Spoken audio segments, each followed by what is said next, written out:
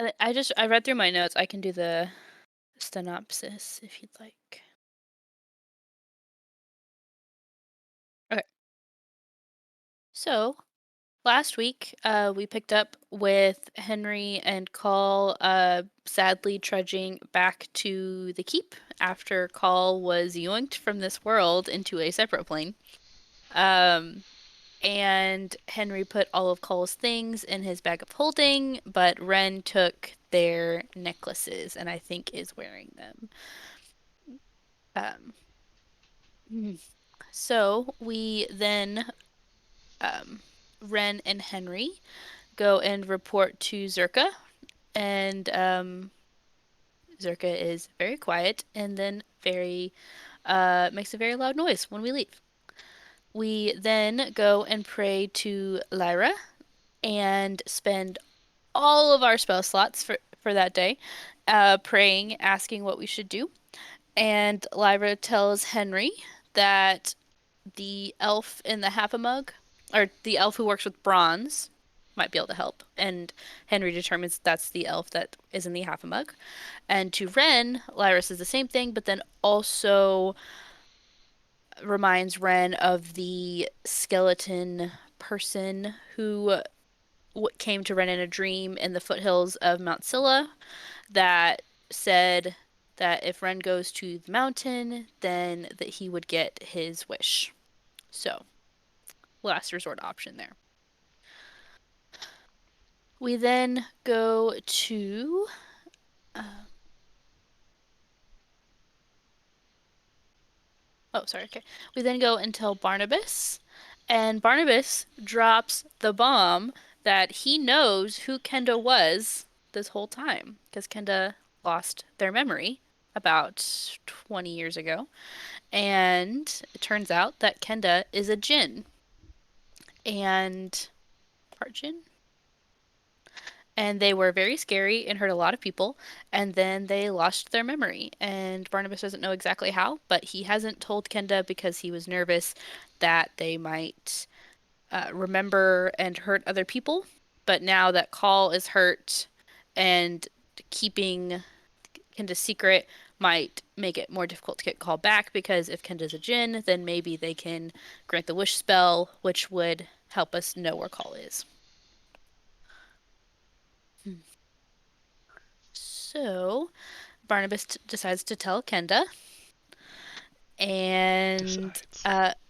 yeah, and we see a lot of colorful color coming from Barnabas's office window as Kenda reacts and freaks out a bit. And while Barnabas is telling this to Kenda, Ren and Henry go and talk to Lord Umber, who is the head of the Core of Light that Henry is in, and they ask, is there any way that another god might be able to help us? And Umber says no, because really you would need a personal connection. So Lyra is the best option there for divine help. And then Ren goes to find Kenda, and Kenda immediately wants to talk to Ren, but I don't think that actually happens. Um, Ren also talks to the ring and says, hey, the ring, remember when you said uh, hurt 100 people? Oh man, what is it? I don't want to butcher it. Ben, jump in, please. Sacrifice 100 to save the Yeah. right one. Is it worth it? hmm And Ren said, was it worth it?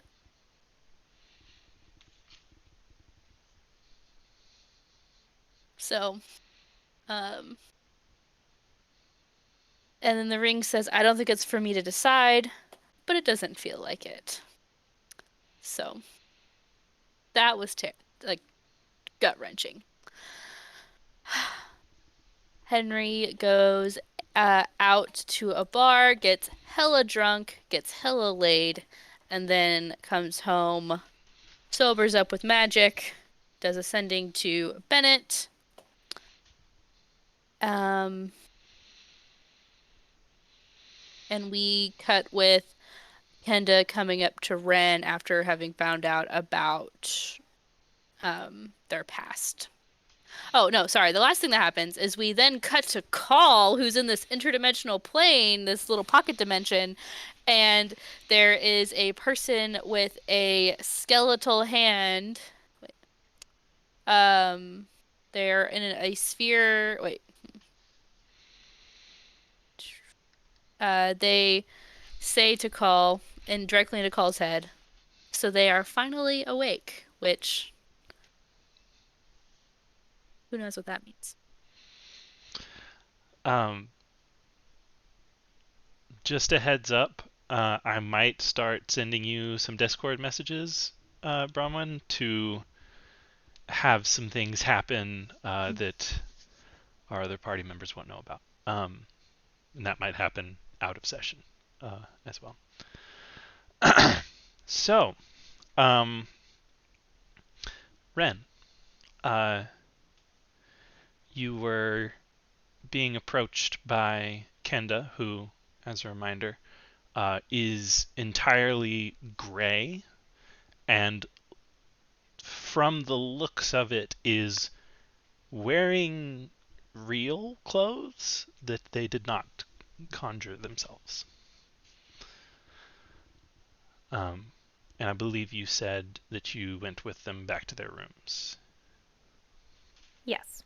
And that is where we left off with Ren. hmm Um, so, um,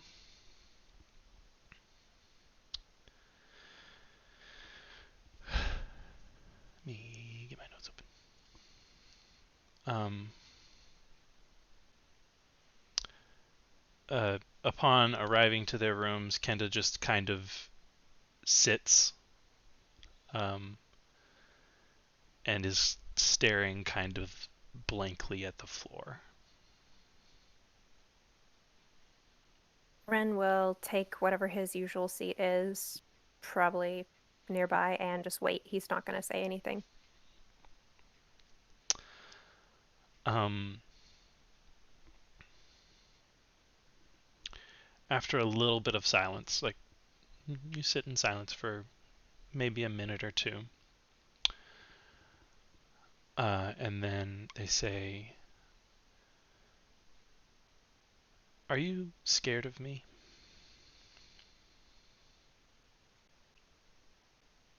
Ren looks slightly confused for a second. No.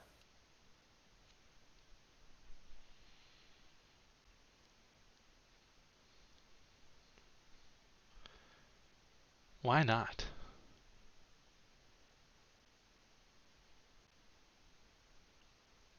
I don't think you would ever hurt me. They let out a bit of a humorless laugh. Um, and say,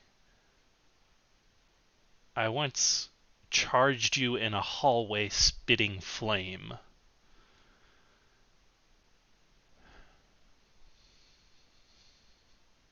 And that was all you did.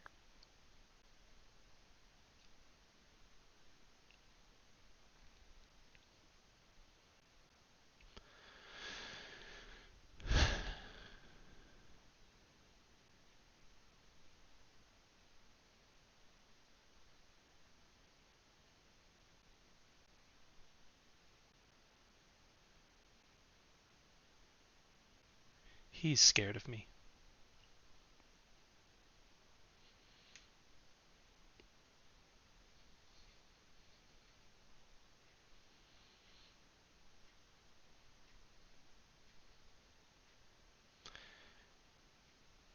He was my oldest friend, the first friend I can remember.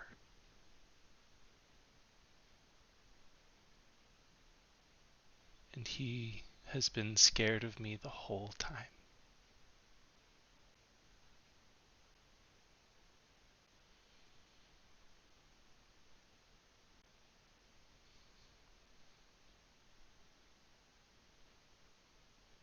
I'm so sorry. Again, that humorless laugh of, somewhat of resignation.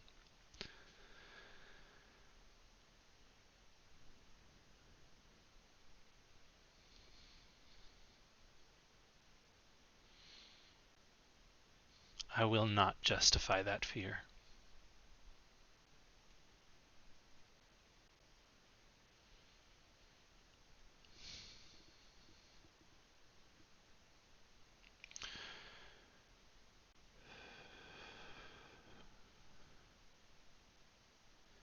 Now, if you wouldn't mind, he did mention that your friend is in trouble, and I would love to have something to do.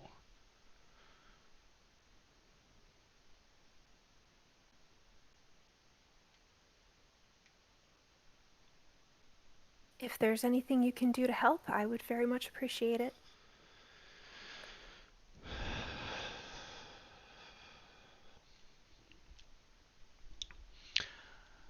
Um,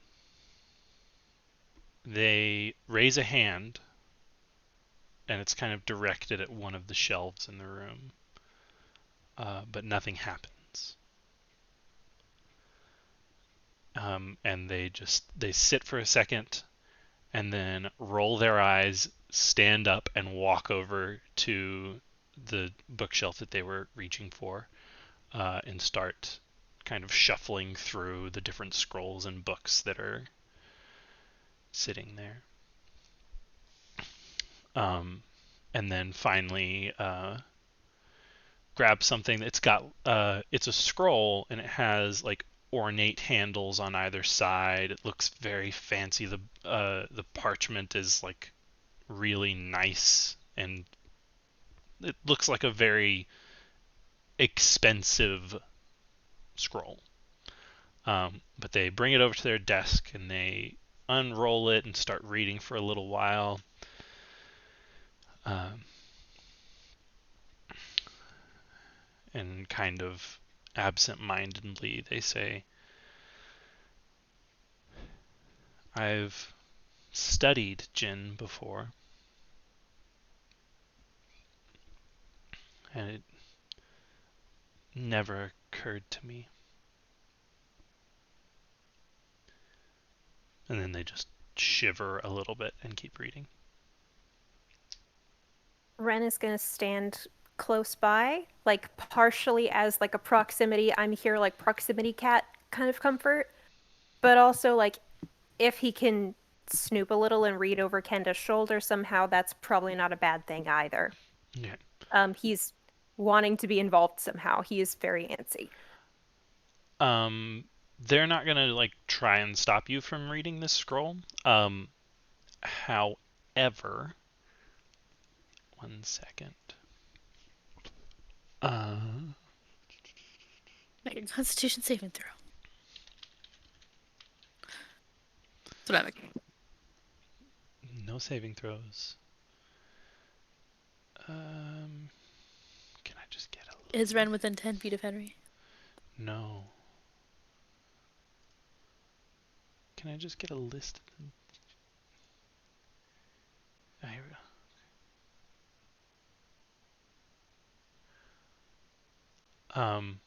I don't suppose that you read Primordial. Surprisingly, I don't. Hmm. Uh, so you can't read this particular scroll. Um, however, there are some like you've heard of jinn and genies before. Um, so there is the lamp with a being of partially made of smoke coming out of it, and there are um, other similar things um, depicted on the scroll, as well as this text that is primordial. Um, and after reading for a little while, um, absently, you notice their hand goes up and starts doing a gesture that looks a little familiar to you. It's not the sphere of silence, but you've definitely seen this gesture before. Um, Give me an insight check. That is a 4. You're not sure where you've seen this hand gesture before. Um, it seems very familiar, but you can't place it. Um, then you, uh,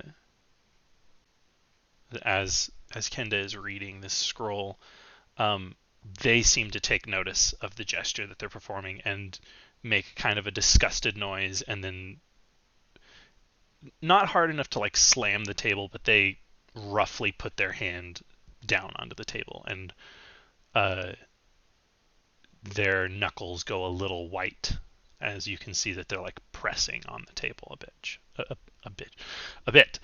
Um, um, and but however, as their fingers are pressing onto the desk, you see a slight touch of blue on their fingertips. Um, just on their fingertips. The rest is still gray. Well, the knuckles are slightly lighter, but um, and finally they say,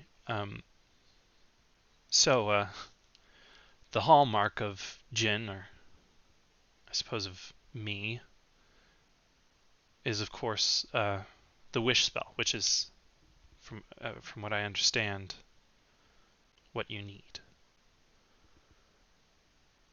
I have never, in my memory, cast that spell.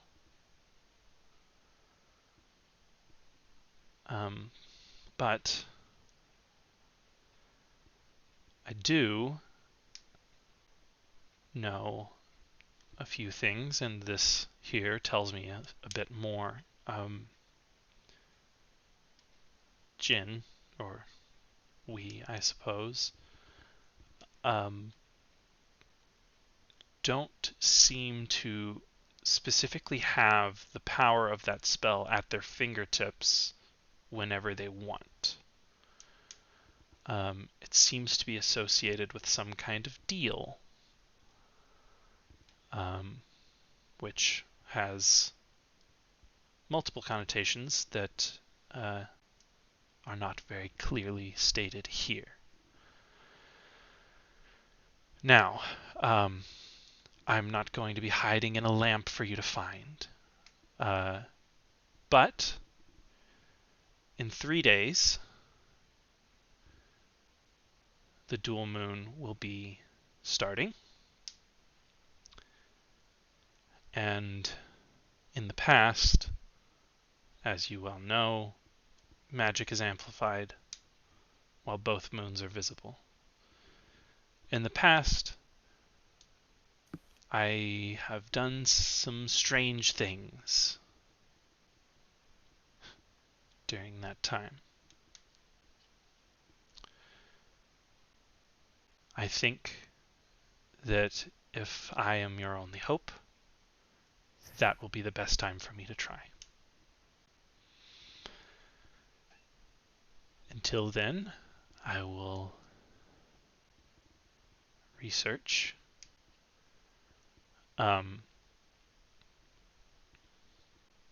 They kind of trail off there. And give me what's your passive perception? 14. 14. You smell smoke.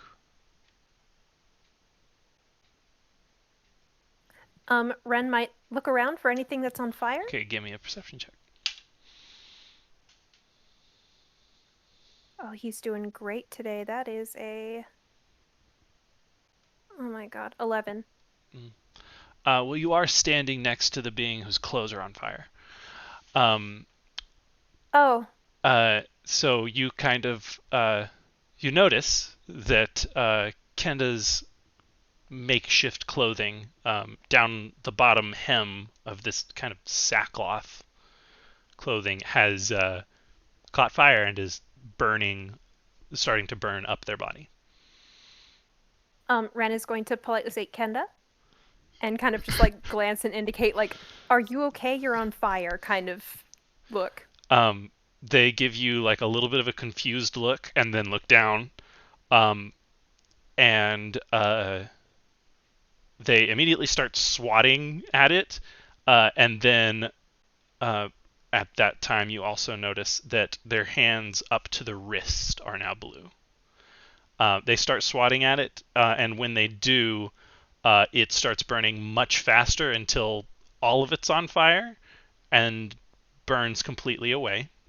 Um, as it does, you see from their waist, there is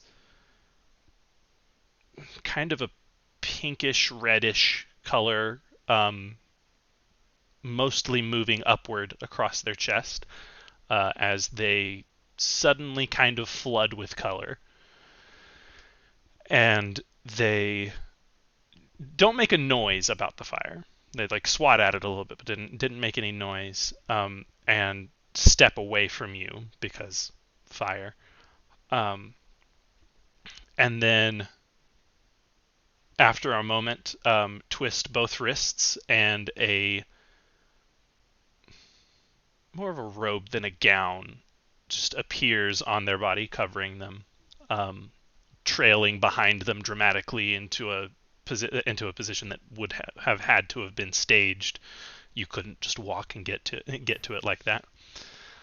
Um, and they shiver a little bit and say, "Much better." And then just kind of in a haze of color, their skin just shifts until it settles into a kind of darkish orange, almost red. Um, and oddly enough, their hair falls down about neck length, which is not common for them. It's also green. Her hair is green. Mm-hmm. All right. Um, I truly feel like Ren is just used to rolling with anything. After hanging out with Kenda long enough, so like just okay, yeah. There's like a cat on the ceiling. Sure, this is fine. Okay, Kenda has hair now. All right. Um,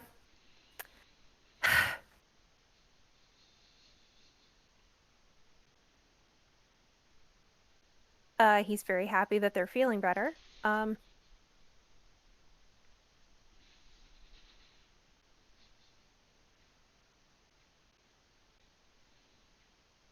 do I talk? Like, how do I role play at all? Who am I playing? Who the fuck is my character? Um, fuck. Um, you look like you're feeling better. I have something to do. I would like to help research. I would like to know a little bit more about what this deal means. And in the meantime, would you happen to have a scroll of sending or something like that? Um, I believe that I do, and they just swipe from a very well stocked just scrolls floor to ceiling shelf, and one shoots out of a shelf into their hand, and then they just extend it to you. Ren takes it. He's being very normal about this. He's very, very calm. Um, his hands are shaking a little, actually. Um, thank you very much. Is there anything I can help you here with? Is there anything I can help you with here, for the time being? Or are you okay?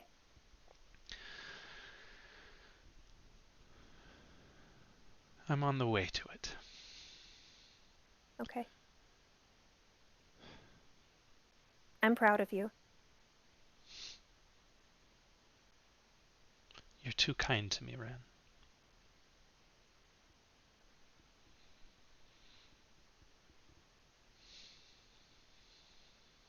What exactly did they say? I'm sorry, I didn't hear. You're too kind to me, Ren. No, I'm not. They very dismissively wave a hand at you, and then with just all the eloquence possible in a being, uh, sit down at their desk. Okay. Ren is going to take his leave and go directly to his room, clutching this scroll. And I don't know if it's somebody else's turn or if we're going to roll with that. Um, I will say it is still the same day where you used all of your third level spell slots. Yes, Yes. and am I wrong that don't you need a spell slot for the scroll? Yes, don't you? Yes. You know what else Ren is? A sorcerer. And he has 3 first level spell slots that he can turn into 1 third level spell slot, I believe. Math nerd, magic user, activate. All right, Oh, go ahead. okay. Just a very quick reminder, because in Ash's summary, they actually got one thing wrong. There was nothing skeletal about Ren's dream. It was just a voice. Correct. The skeletal hands were Call's dream. Not saying that there isn't anything skeletal about this voice, just saying Ren's dream did not have any skeletons. No bones.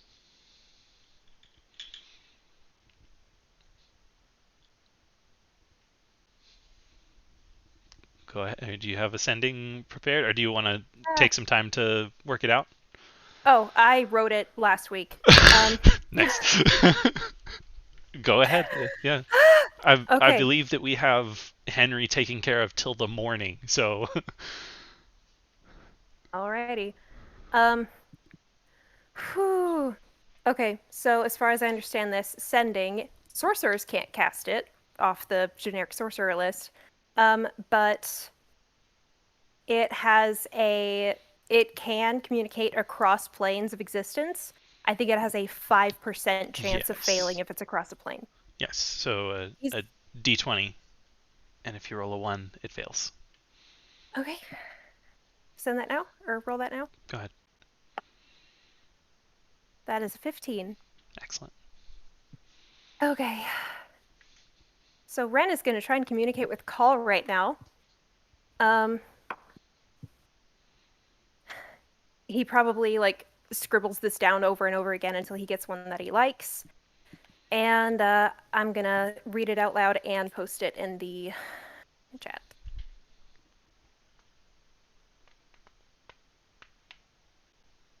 Call, I'm so sorry. We're coming to find you. Only priority. Are you hurt? Describe your location. 25 words maximum once daily.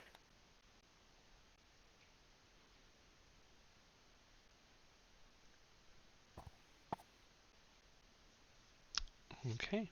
That's really good, and I also really appreciate that you gave the instructions to I don't know shit about magic call. Um, just to warn, I will say once a spell scroll is used, it fades from existence. So the once daily bit, you're gonna have to get more scrolls, Or or bully Henry. bully Henry. You can bully Henry. Yeah. So yeah. Uh yeah. So once daily and then he's hoping that like asking questions, Call will take the assumption of, oh, I can answer with those 25 words. So Call can do a response, I believe. Yes, up to 25 words. Mhm. Um, do I have the ability to respond right now, or considering the scene call is currently in, should we hold off on that? We will hold on that for a little bit, Okay. because wibbly wobbly timey wimey. Wibbly wobbly timey wimey. Um, I am going to frame this as it reaches call while they're still unconscious. Um, but also the way I'm the DM, so I do the rules, is when call gains consciousness is when they receive the sending and are then able to respond. Um, uh, I don't know if that's actually how sending works, but it's how it works now. Um, I think that's a good ruling. so we will get to that later. Um, so, anything else you do that night, or do you Uh, just sit worriedly waiting for a response? he does that for a while, and then I think he's going to take his long rest. Okay. Remember, we did say fuck it to the weird rest rules that we had because I just don't think those work well with such a small party. Um, and so you know, one day long rest, or one night rather. So, um, Henry, when you returned to your room, you did find a note waiting for you from the Hearts. Yeah. Um, uh, that says they are not actually available the following day, but that you could come by the next day.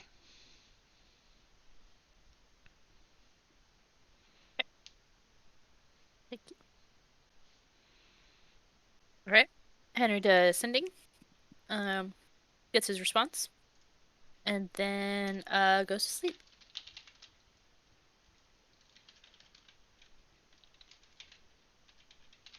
And I'm take my long rest. I'm gonna think of a better phrase for when there are two moons in the sky. Um, because right now I feel like it's real dumb to say when there are two moons in the sky. I'm gonna come up with something better for that, and that'll happen later. You like during Dos Lunas? Well, you were saying dual moon earlier, and I thought that was cool. Dual moon, Dual moon? Yeah. dual moon. I like Dos Lunas I personally. We are not in the part of the country where that would be expected. We're not What in Hen Magic Spain. So technically, the capital of Katugar, Caerullium, and the kingdom that was once there long ago, is kind of loosely attached to Mexico, like loose Spanish? Spanish. Yeah. So, and this is the Bartolan Empire, as in Bartolan knots, the language that Henry braids into his hair. Yes. So, Henry knows fantasy Spanish. Written in knots. He knows a little bit. I thought we decided that, No, yeah, he does know some words like out loud yeah, also, but kind of like a Spanglish type I situation of like, we all know a little bit of Spanish because we live in Texas. That doesn't mean that, you know yeah, it fluently. I was more just saying that Spanish in this world is written in knots, rather than words, or text rather than text. Um, anyway, that area much smaller than Katugar and also much further north than here, so it would be a little weird, or not weird. It's not expected that uh, it would be called Dos Lunas in this area. I like. I'm not saying that it's bad. I'm just saying that it's not applicable to the area. Um, so, uh, waking up, who's getting an early morning? I take it that means Ren. Uh, Also, I don't want to like take my turn too soon or anything like that because we have to like, give other people turns. But if no one else is doing anything early, I need to think about what Henry's gonna do early. I don't have a plan. I think Ren will go have his standing appointment with Barnabas. All right. Okay, so early in the morning. How early Oh, are would you expect to be heading that way? like 7. Okay. Um, it is unusually quiet in the hallways. There's not a bunch of students running around screaming. Um, Like unusual for usually 7 a.m. Okay. Ren will proceed with caution. Now, I will say that like, because you live in the tower, like the sounds that you would be hearing would be coming from like down the stairs, and that's where the unusual quiet is emanating from. Not absolute silence, but not the yelling of people in hallways. Actually, I think Ren is going to turn and go downstairs and kind of just check it out. He has a weird feeling about that. He's just going to go look around downstairs. Um, Give me a history check real quick. This is a very frivolous history check. Okay, we love frivolous though. That is, oh my god, Ren, you suck today. That's a 4. All right, you do not recognize the handwriting, but there are pieces of parchment put up on like doorways and in the halls, uh, saying that classes for the day are canceled, um, and also that there is a like silence policy in effect until noon today, in the university specifically.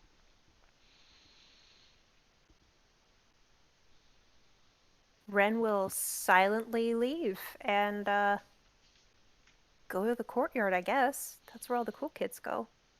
Okay.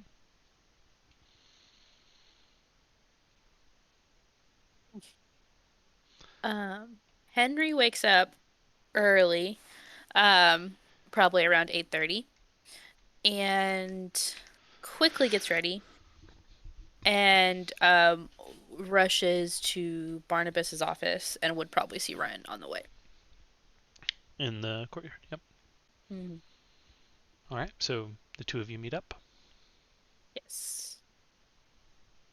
Uh, Ren, hello. And Henry does a like specific like once over trying to ascertain how Ren is doing. So insight Yeah, roll check, it. or does Henry just know? Okay. Just roll it. Insight check. We'll see what happens. Mod 20. I guess I get to roll to defend against that. Mm-hmm. If you want to.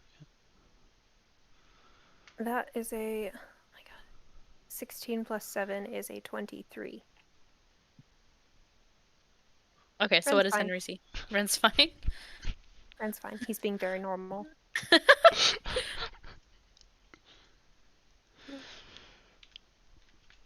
There's a silence policy at the tower right now. I don't know what it's about, but I think we can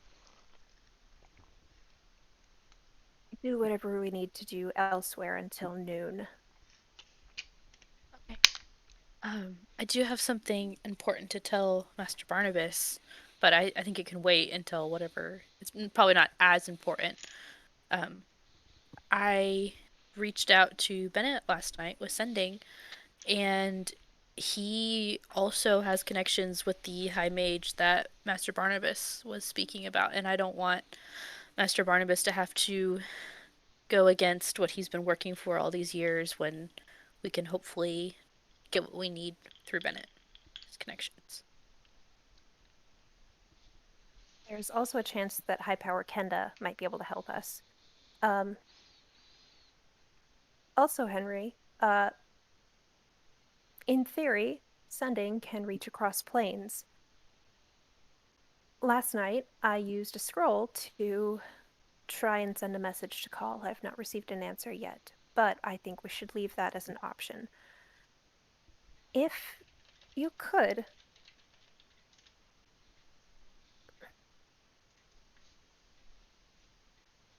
I know you have to communicate with Bennett, but if you could, if we need to send a message to call, could we prioritize that? Yes, if we so I do want to keep in contact with Bennett because he is very, very well connected, and if we can find a way to get call back sooner by talking to him, that's what, I want to keep talking to him, but I think if we give it an extra day and we need to talk to call tonight, we can. Um, so we'll just have to play it by ear on what we do each day. Because I want to talk to call, but I want to get them back more than I want the comfort of hearing their voice. I asked them if they were hurt and to describe their location. So we'll see if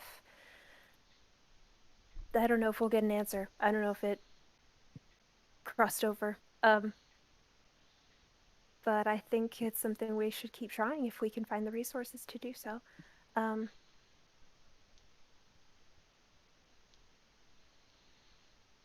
Okay. Um, I think you're right. I think we should wait until call responds so we know that they're awake, because they might not be awake. I don't think we should wait. Um, because they might not respond. If they're not conscious, or if the sending didn't get through, then they can't respond. Um, so we need to keep looking into everything we can. At noon, I'm going back to the tower. We can talk to Master Barnabas. We can talk to High Power Kenda. Um, and Henry was there, like present when Barnabas was like, "Hey, so about Hmm. High Power Kenda's backstory." Hmm. So Henry got to hear that part, right? Yeah. Yeah. So yeah. Um, yeah. So essentially, Uh, I don't know what the silence policy until noon is about, but I'm just not going to be there for a minute. But we should talk to Barnabas, Master Barnabas, and High Power Kenda. yes. And I meant we should wait to send another sending to call Okay. Yes. until Yeah.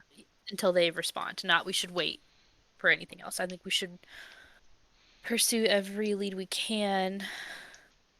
And as Henry kind of trails off, he like just subconsciously just reaches for Ren's hand to hold it. Just kind of like both of their arms are down, but like Henry just kind of reaches over to like hold, um, and says, "If we don't have any other immediate options, should we go to the elf that works with bronze,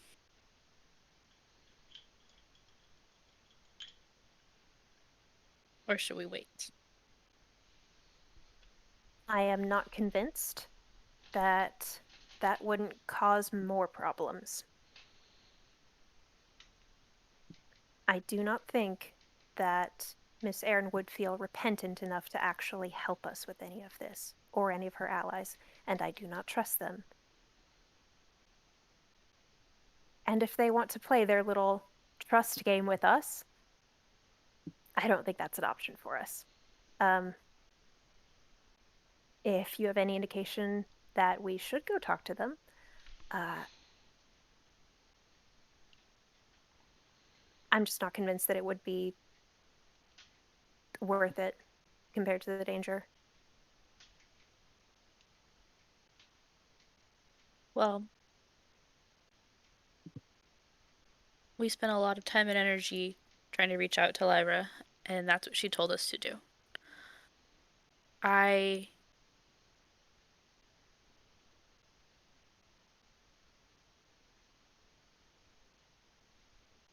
you know, I think you have a good understanding of Joy at this point, by this point.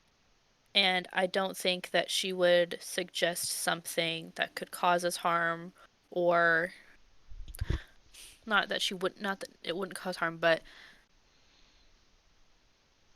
I don't think she would have suggested it if it was a bad idea. Now, maybe we don't go today. Maybe we don't go while it's still very, very fresh. I don't know how tomorrow would be better because today is not better than yesterday. But if we want to give them a time to cool off, or if we want to go today and don't give them a time to cool off, I think that's mostly what matters because I don't think that we're going to be in a better headspace now compared to a week from now. And like you've been saying, I don't want to wait if we don't have to look into any lead possible. You're right. You're right. Um, I did speak with High Power Candy yesterday. They have an idea of something that might help, um, but that would be in 3 days. When the dual moon occurs. I trust High Power Kanda. I feel like that would be a more reliable route than going back to half a mug, but I don't want to wait 3 days. Yeah, I don't either. I am. I think Henry grips Ren's hand a little bit tighter and says, "We are very strong. They sent ghosts that should have overwhelmed, and we overpowered them. I think that if it came to a situation where we needed to run, break free and run, I think we could manage it. If it came to that worst case scenario." Um, so I don't think that going would be a bad idea to do today, especially if our next option is to wait 3 days.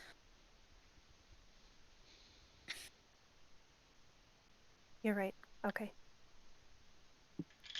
What should we expect um, when we go? Is there anything that we can expect?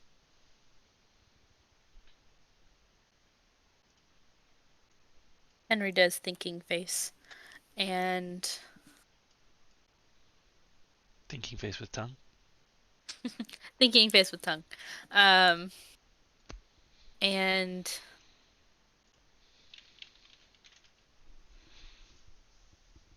man, Henry's better at social skills than I am. Um, why was I not preparing for this? I had 2 weeks to come up with the plan. Um, Me every time. I wrote my script a week ago, guys. yeah. See, sometimes I'm one or the other. I feel like I'm the middle ground between y'all. Oh yeah, no, Bronwyn from here I don't know off what the I'm cuff. doing. I improvise everything, and I never have a plan. I am that bitch who runs in and is like, "What? Who knows what's happening? Not me." You kill it every time. Calls, speeches are my favorite thing.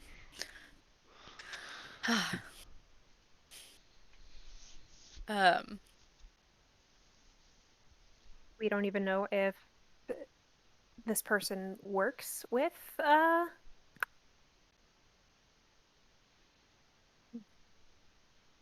yeah. Um, how are we supposed so to even approach them? But yeah, what we know is that the barkeep seems to be friends with her, and the barkeep also reports to Miss Erin. We don't know if the half elf is works for the Light Hands, though I would assume she would be sympathetic at the very least if her friend is involved. We know that she's a tinkerer, that she's working on a problem that's difficult. Maybe if we Henry pauses and kind of looks at Ren. Um, maybe if we bring her something interesting to kind of soften her feeling towards us, and then maybe she would talk to us.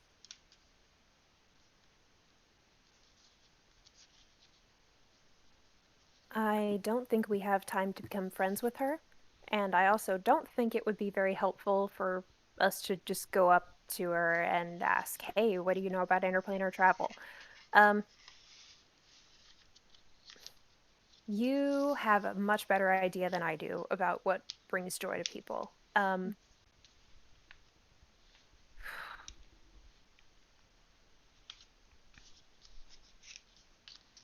So if we do want to soften our introduction like that,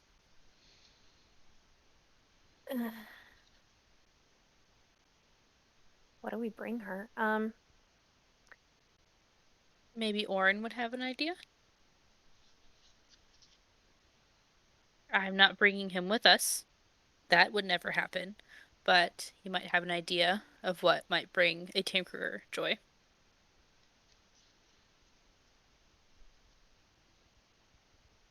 Part of me thinks she's already working on a project. She might not want another one.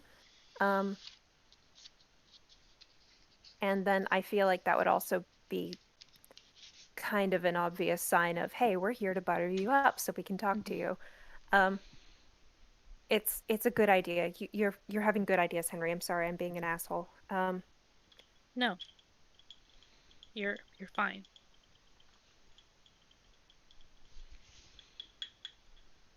I I don't think there's a good way to do this, but I think there is a best way to do it. So, you would be surprised what small gestures can do and how big of an impact they can have. Since we don't have any other ideas, I think we should approach her with something. And if she tells us to fuck off, she tells us to fuck off. But at least we tried. Okay, maybe tools?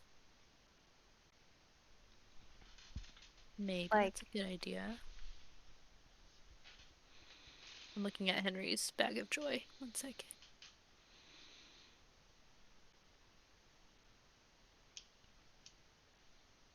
Yeah, I don't have anything super exciting.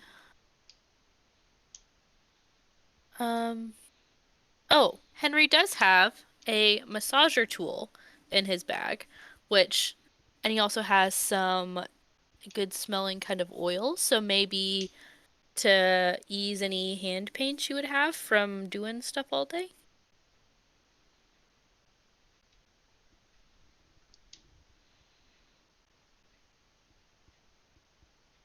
that sounds nice. See. He has eucalyptus, lavender, mint, and pine oil. Um, yeah, because I wouldn't know what kind of tools to get. It's kind of like when you try to get an artist art supplies and you just buy, you're completely out of your league, out of your depth. Um, I wouldn't know what kind of tools she would use, but I don't know. Well, I think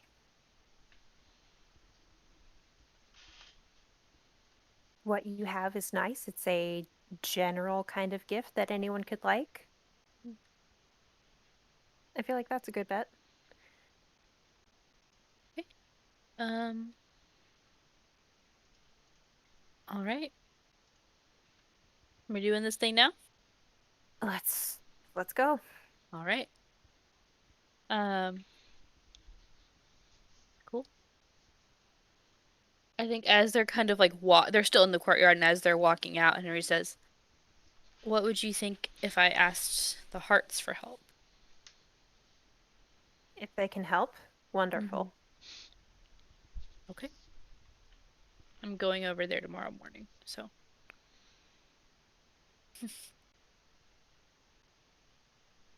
Um, okay. Perception check, Ben, as we on our way. Yeah. Go ahead and roll that for me. That did not 5. work. 8. We're doing so good. We're doing so good. Well, thankfully y'all have been there enough times to know the way, uh, so you don't get lost.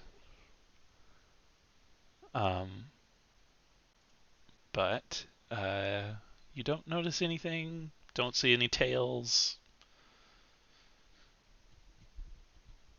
And y'all make it to the door of the half a mug, and it's early, yeah?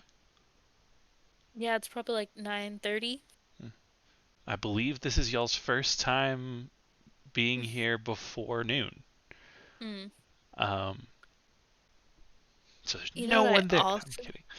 you know what I also didn't do in my 2 weeks of downtime? Prep Didn't spells. prepare my spells. No, you wrote a list. You wrote down a list of spells. I talked about Oh, writing you a said list you of were going to write a list spells, of spells. Um, and then I didn't.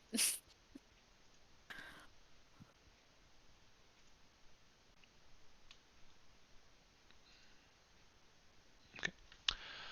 Does Ren have detect magic? I believe he does.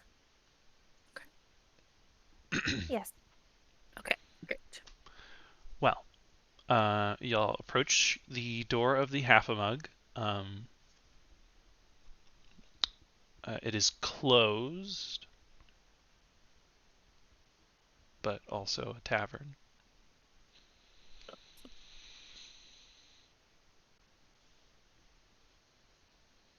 Mm. You mean the tavern's not No, closed, the the door door is. is closed. Oh, I was saying the Not tavern is closed. Yeah, no closed no sign. Okay, just the door. no. Sorry, just the door is closed. Mhm. I'm sorry, I was not clear. No, you're good. Um, Ren is not convinced this is a good idea, so I'm like, ah, fuck, we're gonna die if I don't act perfect right now, and I can't do that. Um, So you mean that's different than any other time he's doing something? oh no, he has I don't know. I'm always really nervous about coming to the half a mug because it's like, ah, we are in the den of vipers now. Um,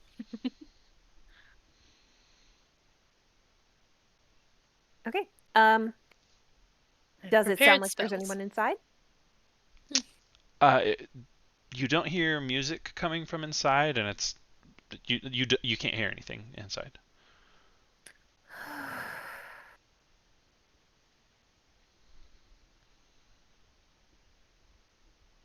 Henry has been Ren kind of looks holding at Henry. yeah, Henry's been holding Ren's hand this whole time, unless Ren has done something to pull away.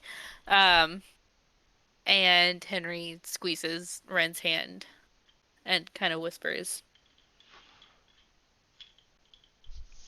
"I've got you. We're here together, and we can do this together." Ren has been very passive about that. His hand is very, very cold, and most of the time it's not shaking. Um, Ren looks at Henry. Um, what time do they even open? I guess we'll find out. And Henry goes to open the door. It, All right. it swings open freely. Um, uh, once inside, um, there is uh, maybe a couple more people than you would expect, judging by how quiet it was. You do see a uh, young girl with pretty dark tanned skin that towards the top of her head and tips of her fingers is starting to turn a bit red, as well as a pair of rather short horns coming out the top of her head, um, and a proportionally very short tail that just barely peeks out from under her kind of somewhat tattered but not like falling apart clothes. More like kid who's been playing too much torn rather than I am in squalor and cannot clothe myself torn. Um, but neither of you have ever seen this person before, at least not knowing who they are. Do we know who she is? Has Cole talked about I her? don't think so. I think Call was intentional about not talking about her. Correct me if I'm wrong.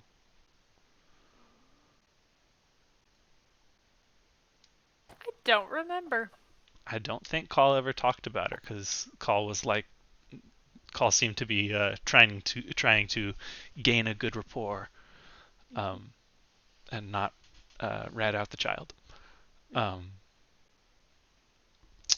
so she, as well as what looks to be two dwarf children, are very quietly sitting on the floor playing dice. Um, like these are small kids and they're very quiet. Um, so the booths that line the right wall are all empty, and you all know that typically the farthest booth along the right wall is where Miss Erin holds court. Um, Directly to your left in the corner, the setup that neither of y'all saw, but Henry may recognize, of stools that are set up in a pattern conducive to Kurt's playing. Kurt is not there himself, but the stools are still out of place in the corner. Um, uh, the bartender is polishing the counter, and the half elf and the Air Genasi are at the bar in their normal seats.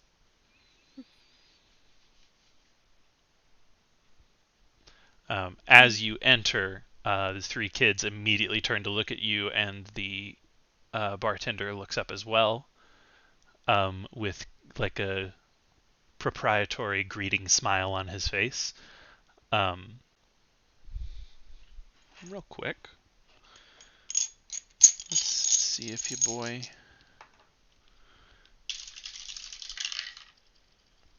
Nope. Henry's absolutely wearing his armor, by the way. I figured.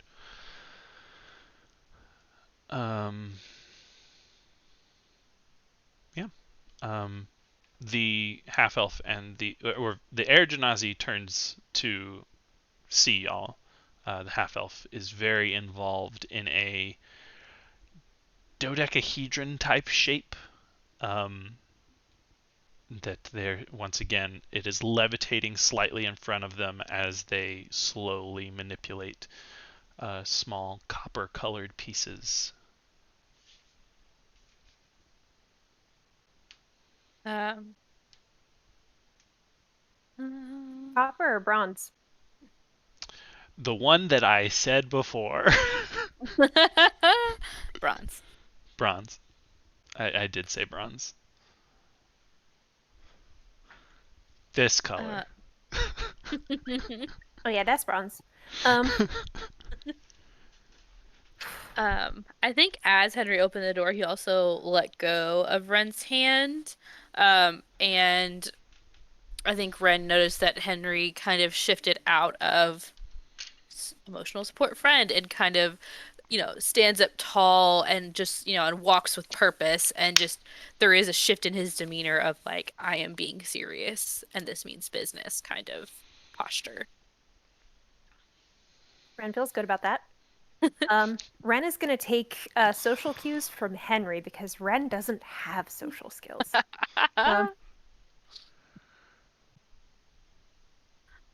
Okay. Hang on. I need to find a dice. Okay.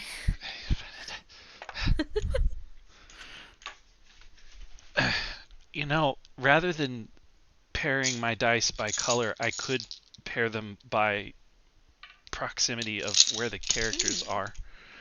That would be cool. It's like you put the air genasi dice with the half elf dice with the half orc dice and Um, fucking shitty rolls today across the board. um, okay.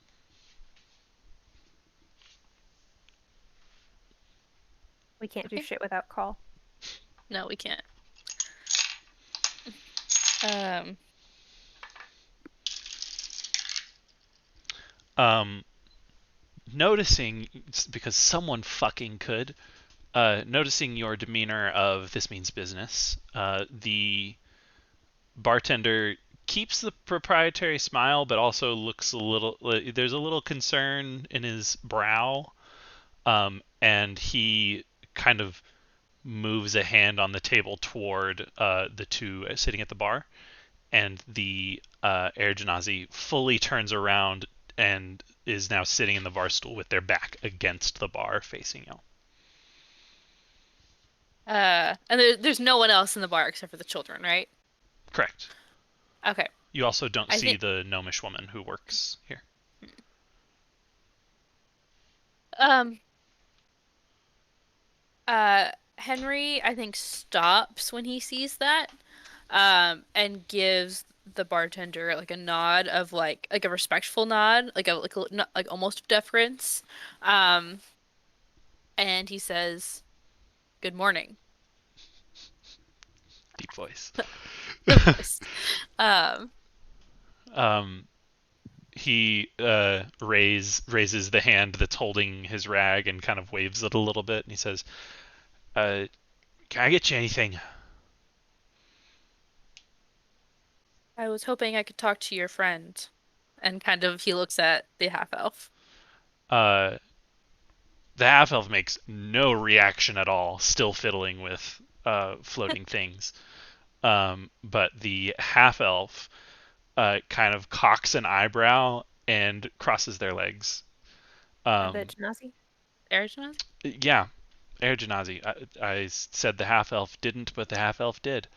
Uh, the Air Genasi crosses their legs and says, "It's kind of early for business, huh?" Uh, there is no correct time when the business is important. We don't run on a regular schedule. Um, I realize this isn't the most graceful way of introducing ourselves, but a we're in great need of help, and so we were hoping that we could ask your friend a few things. Um, they kind of lean to the bartender uh, and say, um, "Well, Torkin, they really seem to be they really seem to mean business. All right, oh, okay, okay, okay." Uh, and they turn to face the half elf and kind of sit and watch for a second. Do y'all do anything? Ren walks closer, doesn't go all the way up to them, but like probably stops at like a table away from them, but just gets closer. Yep. hmm Henry goes too. Um, what is your passive perceptions? 14. 15. Wait, 12. Passive insight's 15. I mean, we're looking at them. Yeah, you are looking at them. Henry That's is what. also aware of the children, by the way. Is he watching the children, or is he watching the people he's talking to? I mean, he's looking at the people he's talking to, but he's also like, Because if y'all are moving together to like the next Mhm. table away from them, the children are Mhm. now behind you. Oh, okay, never mind. Um, Henry doesn't want to be scary to the children, and he also doesn't want anyone to think that he could possibly try to hurt them. That is a thing that is on his mind. But if they're behind him, they're behind him. Mm, okay. Um, so y'all are just waiting at that like one table away type area. Hmm. Torkin, the bartender, um, laughed a little bit at the Ergenazi's comment, um, and has just gone back to polishing the counter, kind of just chuckling every little bit to himself, um, not like without anybody saying anything. Um, and the air genasi is still just staring at the object that is floating in front of the half elf. Do I get the impression that the air genasi is like attempting to communicate in some way, or does it seem like they're watching and waiting for their friend to like take a minute to? Their demeanor is incredibly casual, um, but they are not staring at the half elf, they're staring at the object.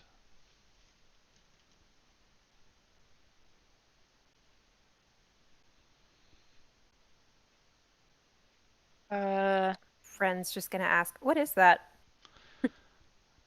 Um, for the first time, the half elf speaks, and she roll an intelligence check for me. Both of you can if you'd like. Just raw intelligence. Oh, that's a 19. that is also a 19. That's impressive. Y'all are able to understand the first four words that she says, um, that are technobabble, uh, power core, something something. But you do power core, translocator, and a bunch of other words that just sound garbled, honestly, and to the point. And as you did roll rather well, you kind of like feel like you're understanding as much as is understandable from what they're saying or from what she's saying. And you're pretty sure she made up some of these words just now. Um, but also some of it is real words and it sounds super fucking complicated. Ren is fine with that because he likes the word translocator right now. Um, A translocator! it's me! A translocator! Yes. But yeah. So, both. Locate the trans person. That's what we need. Um,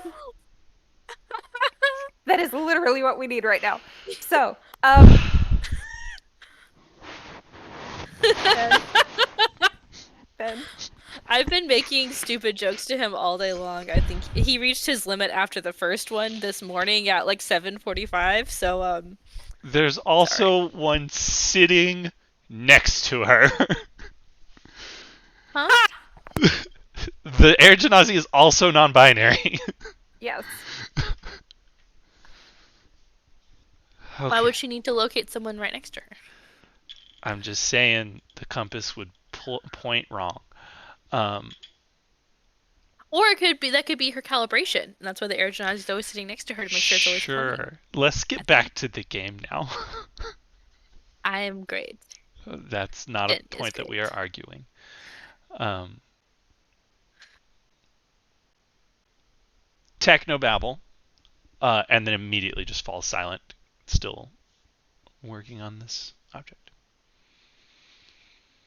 Curious, does it happen to have any interplanar qualities or functions? Um, she is like slowly bringing what looks to be like a brass pin and stops, and for the first time looks away from it and looks at the air genasi and then puts the pin down. The slight spinning that the object has been doing as it's in the air stops and it slowly drifts down to the table. Um, and she turns and passive insights. 15.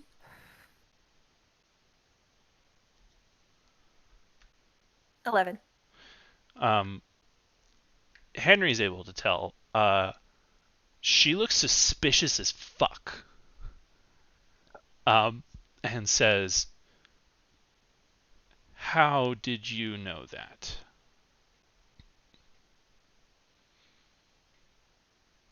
No one likes to dance around things, so I'm just going to be direct. One, because I was being hopeful, because I really, really need that right now, if you can possibly help us. Two, because I need this so badly right now. I prayed, and Lyra told me that we should come find you. Um, So, the Air Genasi laughs out loud. The half elf gives them like an angry look and then looks back to you and says, "I have been working on this for months to try and." She like stops and stares at you for a second. You know what? I'm trying to get back across the rift, back to the real, or the original, the first whatever, Faerun, which, from what I can tell by all of the spellcasters that have tried in the past, needs interdimensional power. Even druids and wizards with teleport spells haven't been able to go back. Um, she kind of reaches around and grabs that pin that she had been like trying, like about to insert into the object. And she kind of twists it a little bit in her hands and says, "So, a the goddess of joy pointed you to me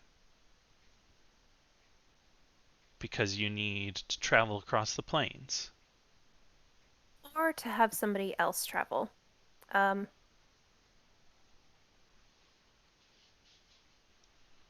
we have a friend who is currently in a pocket of interdimensional space of undetermined just location, and we need to find them and find some way to bring them back to this plane. Um,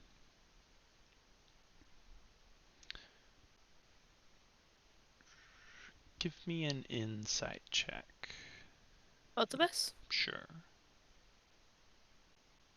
Say 14? 22. Um, 14? 22. okay, with a 22, um, with a 14, you can. A 14 is enough to realize that she's a little bit troubled by the scenario that you just presented. With a 22, you can tell that she. There's a good chance that she knows what you're talking about. Um, you don't see like remorse or guilt, but kind of like a. It looks like a, well, this was bound to happen type thing, um, in her face. And she is, uh, she looks back at her device and then looks back at you and, well, to be honest, I do need. People always get scared when I say this. Test subjects.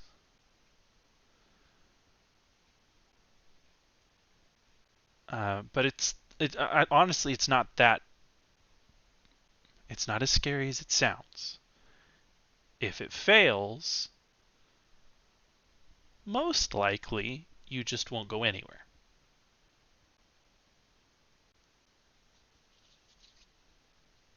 Most likely. Okay. Yeah. Henry's nodding. Um,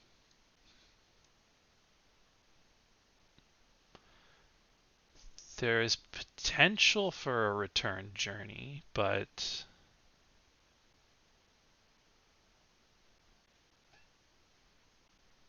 she like looks to be calculating, and is actually even muttering under her breath a bit. Um,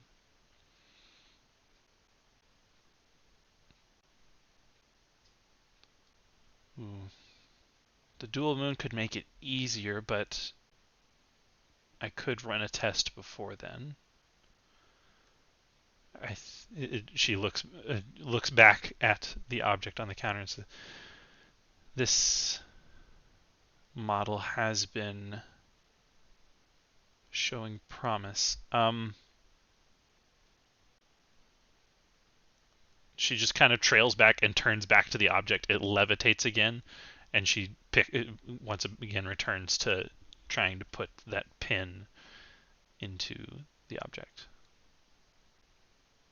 If we had exact coordinates of where our friend was across the plains, would there be any potential to use the device to just bring them here? Or would it have to be a we go there and then bring them back with us? Um, she is just kind of muttering as she messes with the thing. Um, the air genasi, however, says the way she's been talking about it for literal months, um, it seems like it could, if it works perfectly, it will make a door that is traversable both ways. Um, it can be locked. The destination of that door can be determined in a lot of different ways.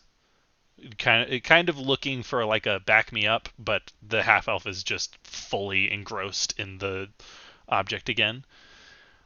Um, and so the Ergenazi uh, rolls their eyes and says, "I don't know everything about it, and as you can see, she gets very easily distracted. Um, uh, the one thing that I know uh, is the test subject thing would create a lock on for you. So if you were sent somewhere else, and it works on sending, she could bring you back. If it malfunctions at all, that means a new device. She has to start over, but the lock would maintain because she's got a little thing in the middle of it there that's actually the core device, and she's just putting a case on it that's to make it more precise." Okay, we'll do In it. this case, Yeah. for test subjects, would a magical familiar be a viable test subject for that? Because Pierre is volunteering. Um, And they also, like, if anything happens to Pierre, Ren can summon her back. they look at the half elf who is still very engrossed, and then they lean in until like they're definitely in the half elf's field of view, and just like keep leaning and keep leaning. And the half elf just kind of gives an angry look and then finishes pushing that pin into the shape. And once again, heavy eye roll. The object like clatters down um, to the bar, and it's like, "Yes." The Air Genasi says, "Familiars? Can you send familiars?"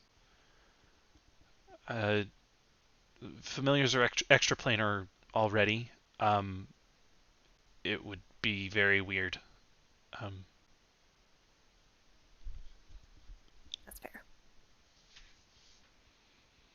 Okay. Um,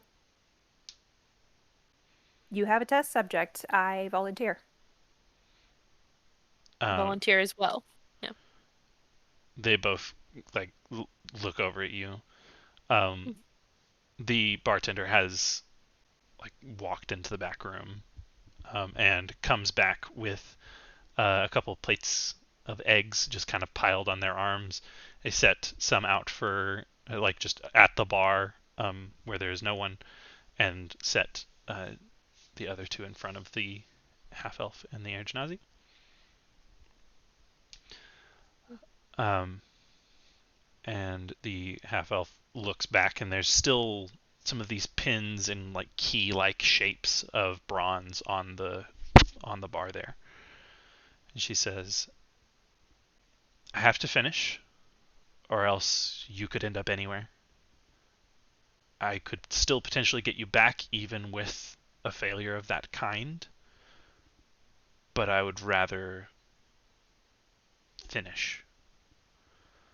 Um, I could be I could be done by this afternoon, very likely.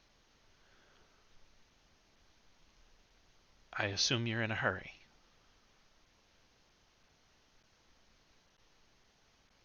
Well, yes, we want them back as soon as possible, but we also don't know where they are yet. We would probably know during the dual moons. And Henry kind of looks at Ren for confirmation. There is a chance of that, yes. Um, Would there be a way for you to be able to find them if we like is the um Henry gestures at the air genasi and very like awkwardly is like, "I'm sorry. What's your name?" Oster. Oster. Oster mentioned that there are different ways of calibrating where the destination would be. Would there be a way for you to hone in on call? Um, it's mostly by familiarity. Um,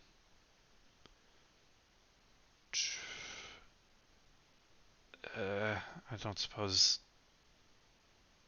I mean, I don't specifically recognize the two of you, so I assume I wouldn't recognize your friend either.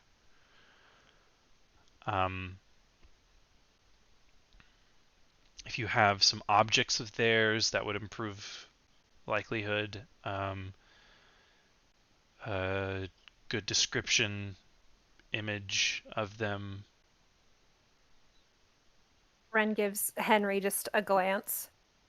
Henry pulls out his bag of holding and like pulls out their bow, very Mary Poppins style, Um, uh, and then their pulls out their shirt as well.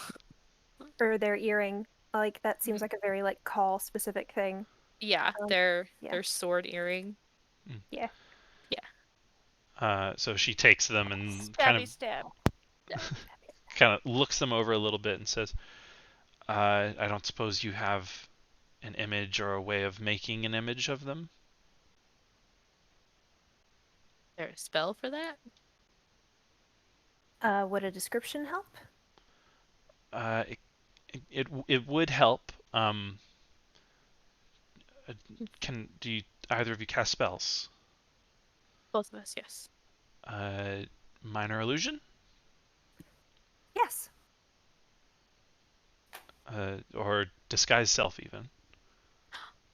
No, I will die. No, let's go with minor illusion. Ren already looks extremely pained by this idea. Um, Henry also like visibly like yeah, okay. I think yeah, if we're going for that, then Ren will cast minor illusion just like call. This is call, but he can't look at it. Okay. Henry is also just looking right at the half elf and Um, not at the illusion. well, the half elf gets up and does a circle around the illusion, um, and then goes back and sits down, kind of sorts through the pieces they have that are not put into the shape, and says, "Okay, um, if you could leave one of the items that belongs to them, um, and I've seen the image now. I think that's as good as I can get without meeting them personally and becoming a close friend. Um,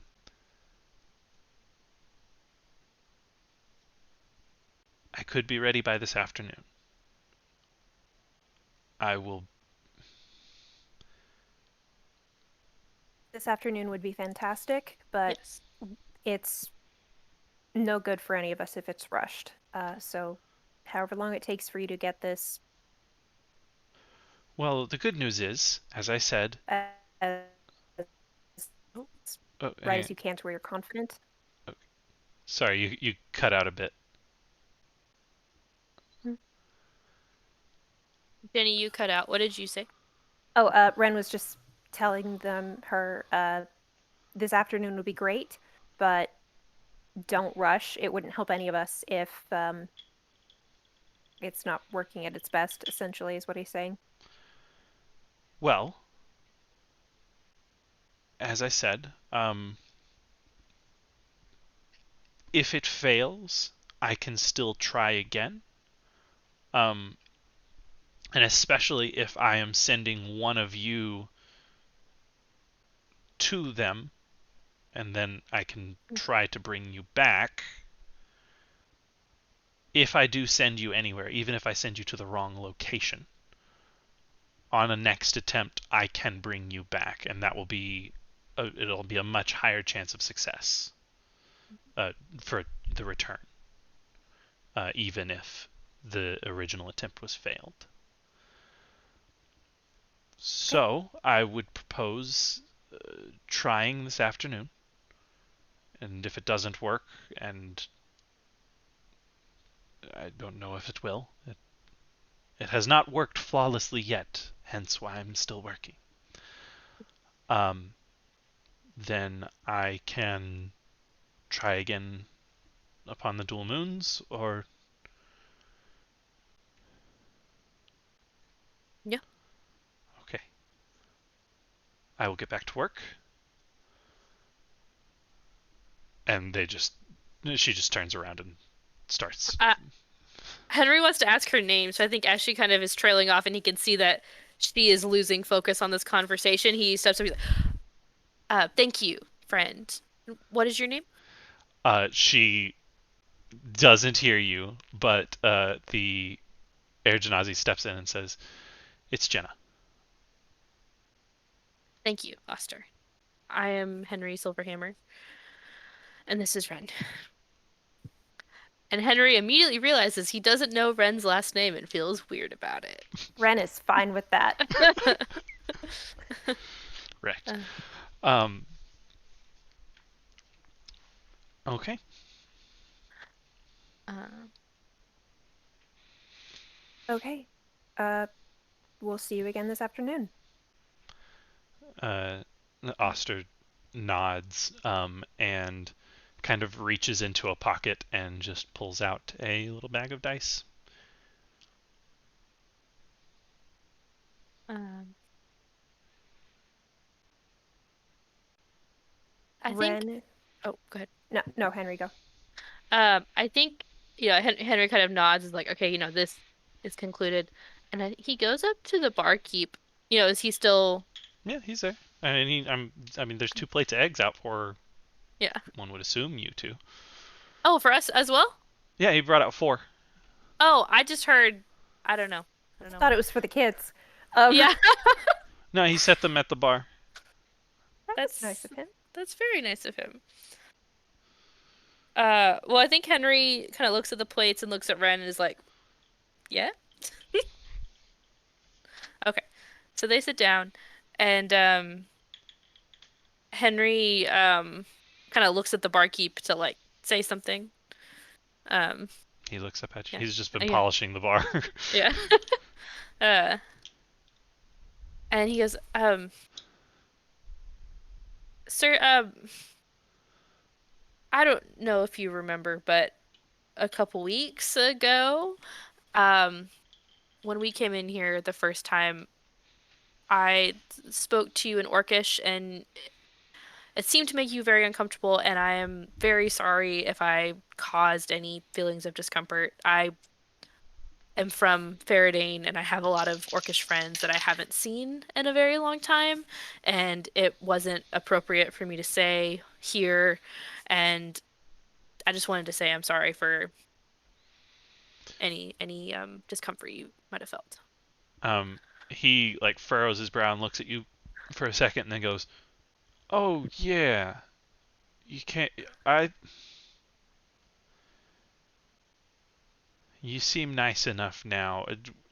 The last time, I orcs aren't really treated nice around here, and even though I'm only half, it just I haven't heard anyone speak Orcish to me in a long time, and when you opened with that, made me worried that you were looking to start trouble. You wouldn't have been the first." Henry looks like really like upset, like ugh, like I can't believe, I under, like he's upset to hear that, and he's like, um, I am sorry to hear that. Though I'm not surprised. I have met my fair share of bigots, but know that I don't. I'm sorry that that has happened to you, and I do not share their opinions. He kind of just gives you a little look over and just nods. Um, and then in Orcish, he says, "May you always hunt your mark." Does there like a returning phrase that Henry could say? It's kind of like it's not exactly a farewell. It's like not always something said as you're leaving, but Mhm. there's not like a specific response. Okay. I think Henry says like and you as well or something like that in Orcish. You also would notice that his accent is kind of rough, like Mm, not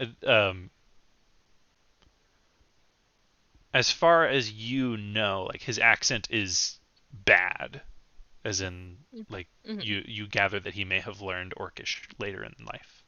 mm. That would make sense.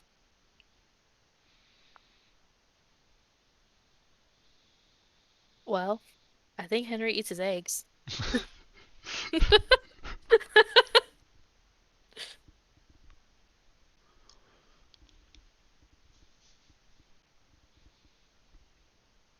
Uh, Yep.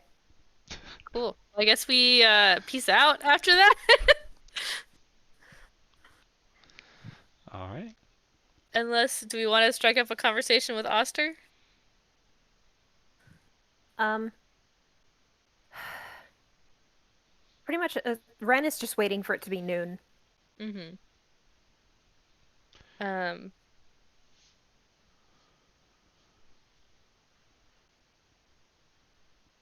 I think Henry asks Ren, do you want to go for a walk with me?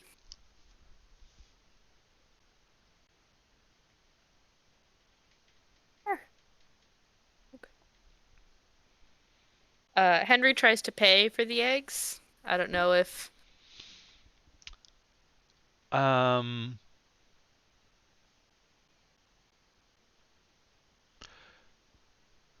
he takes how what would you try to put down? uh, uh I mean based on what they've eaten there before, he would pay like I don't know, whatever he thinks. Uh, Maybe a silver or two? I mean, for breakfast it would usually be in the coppers. Okay. He tries to pay what he thinks is a normal amount. All right. the bartender takes half of the money and leaves the other half on the table. So mark off 2 copper. Okay. Uh, Henry, it says, thank you, sir. And, may I know your name as well? It's Torkin. How do you spell that, babe? Torkan, if I am remembering correctly.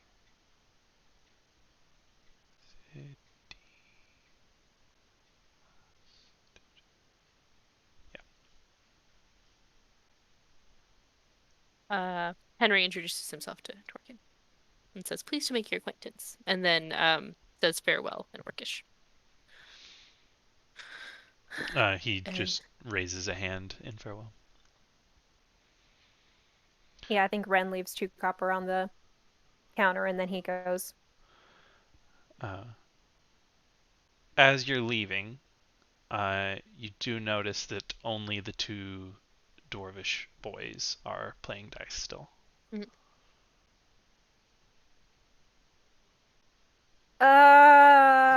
Wait, does that mean Kinos figured out that Call's missing now? oh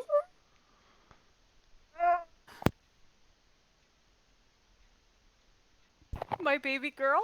no! Baby girl? Girl? Tiny child? She would have seen the minor illusion even if like nothing else was confirmed. Oh Ah! no.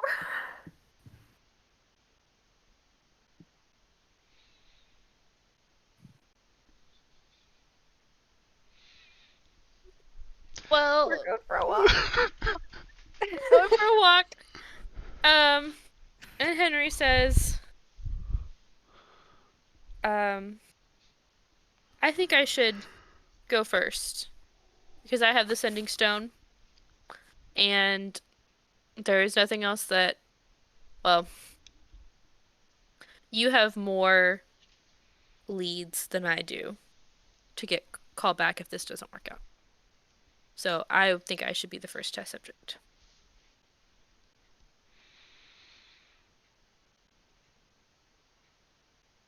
There's a really weird look on Ren's face just for half a second. Um, no, I'm going first.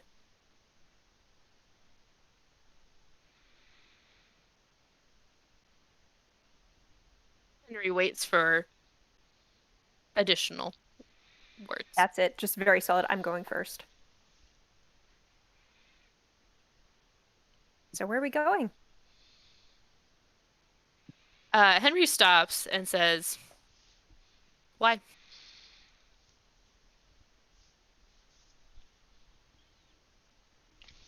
Because I'm the one who lost them. No. I'm the one Henry, who. please. No. If I had just told, and he kind of looks around and doesn't say Malison or you on TV, he's like, if I had just told him what we were doing, he wouldn't have attacked and you wouldn't have had to drop concentration. It is my fault. You were only doing it to protect me. Henry, please just let me have this.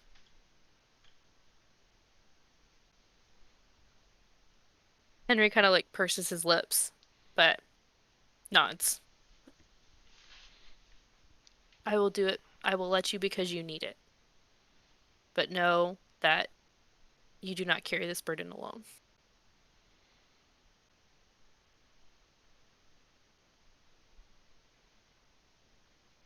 Ren doesn't say anything to that. He's just gonna start walking in whatever direction they're gonna take their little stroll.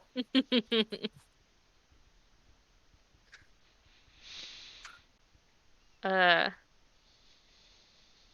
Henry in kind of a peculiar voice, like after they walk for 5 or 10 minutes and kind of cool down a little bit, Henry says in kind of like a distant voice, is like, noon is when silence ends, right? Yes. Can I roll perception? Yeah, go ahead. Yeah. That's a 10. Are you looking for anything in particular? Kind of just usual, are the light hands stalking us? Kind of glancing in alleys or shit. Just keeping an eye out in case anyone's following them. I Oh think shit. Henry takes a cue from that and is like, no, that's a good idea. And also does perception check. A hot 10. We're Staying doing so good today. strong. Why is Have it perception that we just it's like the dice know that call isn't there and it's like, fuck you, you don't get perception. Yeah, you can't see things? we are fucking blind without call, Yeah, okay? we are blind without call. Have I not? Calling their 25 passive perception. Compared to Henry's 12. I want to say Cole's 25 passive perception at level 6. I know. Fucking ridiculous. Bane of my existence. Um. You don't pick up a tail, or you don't see a tail. Rather.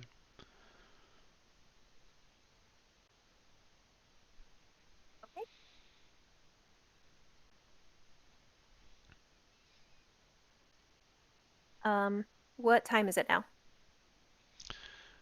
Um. After the conversation, I mean, there's no reason for us to not just jump to Yeah. noon. Yeah. It would have been pushing 11 by this time, I would say. Um,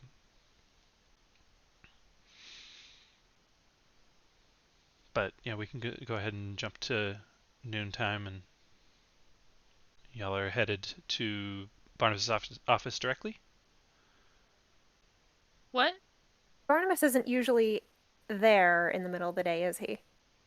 Typically, he hasn't been, but also there's typically not like a rule of silence in the. Yeah. Ren is just gonna check on that. Henry's going as well because he wants to talk to Barnabas anyway. All right. Go ahead and give me a perception check for in the maid shower in the university. 13. How much? 13. Another fucking 10, my guy.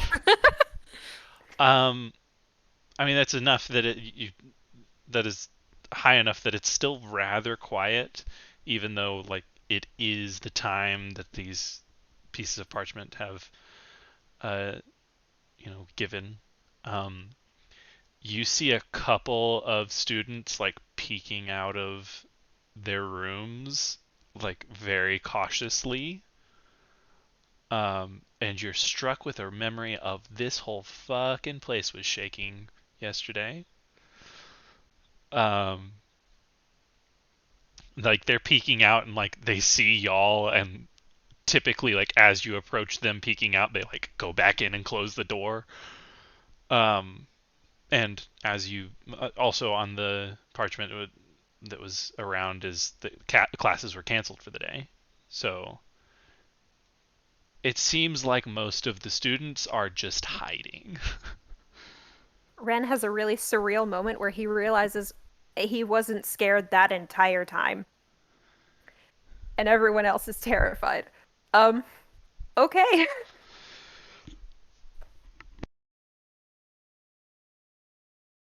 All right. So, going to see Magic Dad? Magic Dad. To Magic Dad. Um, so as you're climbing the steps of the tower, you do get to unusually as it is the middle of the day, that Uh, kind. Go ahead. Henry is specifically looking for someone. I'm gonna ping it to you. Okay. Hitting up the DM in his DMs. Isn't that what they do all the time? Um, All the time. All the time, all the time. I have to specify when I'm talking to him as my DM, as my husband and friend, because he gives different answers. I do. Um, anyway, your roll was not high enough. Okay. Or I mean, sorry, not your roll was not high enough. With that roll, you do not see them. Okay. Um, not to insinuate they are there and you did not see them, but with the roll, nothing. Um, so as you get to that, like the floor where the masters live, um, where you find that bubble in the night hours, it's there, which is very uncommon for the middle of the day, but it is passable, as unlike last night where it was solid. Um, so as you go through it, uh,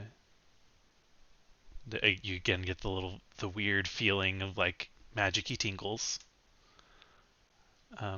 And yeah, you progress to the very top, Barnabas's offices.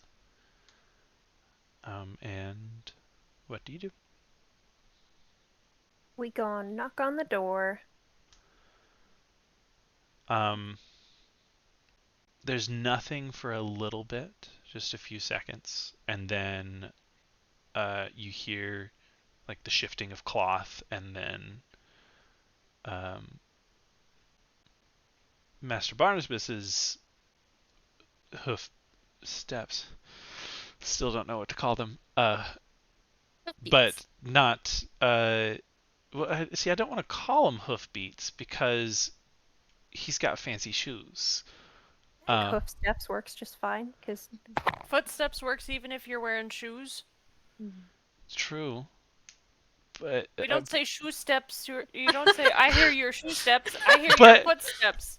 but footsteps have a distinct sound, and hoofbeats have a distinct sound, and his shoes drastically change that sound. I and And the when clop. don't think it matters because when I wear high heels versus sneakers, they are still my footsteps. but when you wear That's fair. slippers, I feel like books usually describe them as the shuffling of feet. The horse goes clippity clop. Not this one though. That's kind of the point. It doesn't. He doesn't. I was like, how dare you? I'm sorry. It's like, have you seen the Celebrity Jeopardy clip where it's What are Filipinos? yeah, what are Filipinos? And Simu Liu's like, what are Filipinos? I'll send it to you. It's a good one. Oh dear. It's Um, very uh, man, what are Filipinos? Um, anyway, Barnabas a coming. Um, except it's not joyful and happy. It's slow, somber sounding beats. Um, we'll just, what? We don't need to bring that up. Um, uh, Barnabas does answer the door, looking somewhat disheveled, which is extraordinarily uncommon. He is not wearing his scarf. Um, Hineki. Um, um, and his hair is kind of a mess. And his eyes are very bloodshot, and he looks as though he probably has not slept since you last saw him. Um, but he does see the two of you and kind of just slowly backs up, giving y'all enough room to enter the room.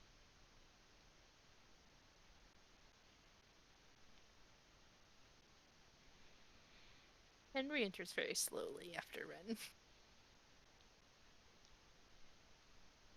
Does Ren enter? Yes, Ren Okay. goes and finds his usual spot. Um, is a little careful, not cautious, but kind of careful. Um,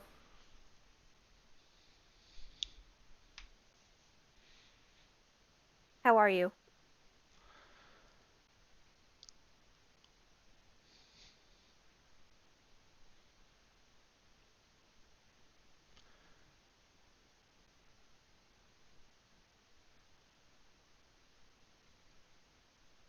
I'm not good.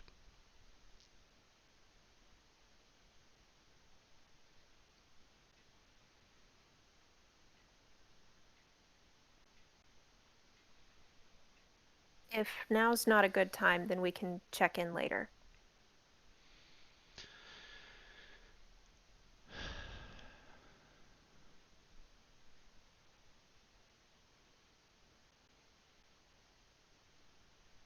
Time is of the essence. Your friend is missing and possibly in danger.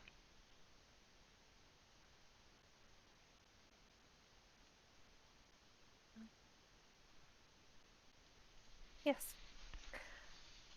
I We have a few possible leads. Um, High Power Kenda is looking into the nature of um, wish spells or wish functions for Jin. Um, and we just spoke to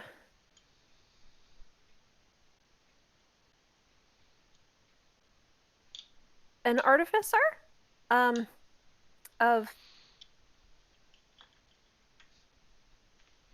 there's someone in the industrial district who is looking into uh,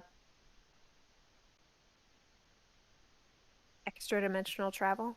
Um, but both of those options essentially are requiring, or it seems that they'll be optimal in 3 days on the dual moon. So time is of the essence, and I'm being told to wait 3 days. Um,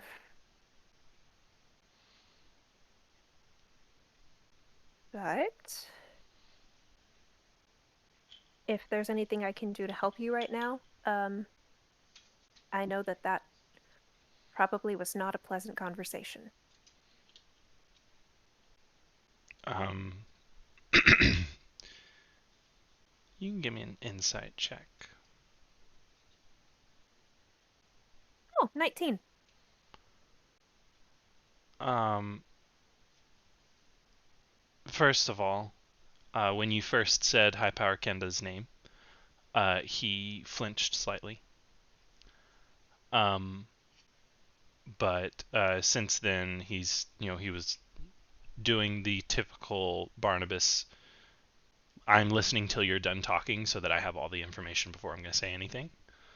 And once you do finish, he you're able to gather from his expression and body language that yeah, that conversation fucking sucked, but also he holds all of the blame for how sucky it was for on himself and does not seem to want pity about it. Um, uh, Although hearing your uh, your statement of time is of the essence and I'm being told to wait 3 days, um, he looks a little. The 19 will still hold for this. I mean, it's the same read. Uh, that looks to be like the truest statement he's ever heard in his life. Uh, and you kind of are become aware of this is a divination wizard who one would assume sees at least potential outcomes in the future, and has to just wait for them to happen or not, more often than not. Um, but he just kind of takes a slow breath, and he says,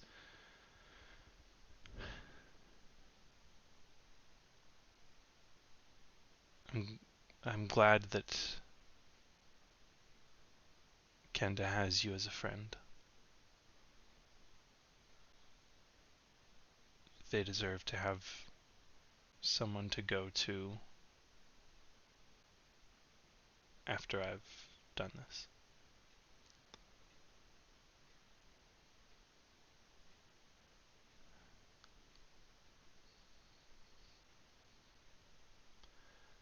Um, I'm glad to hear that you have leads. I myself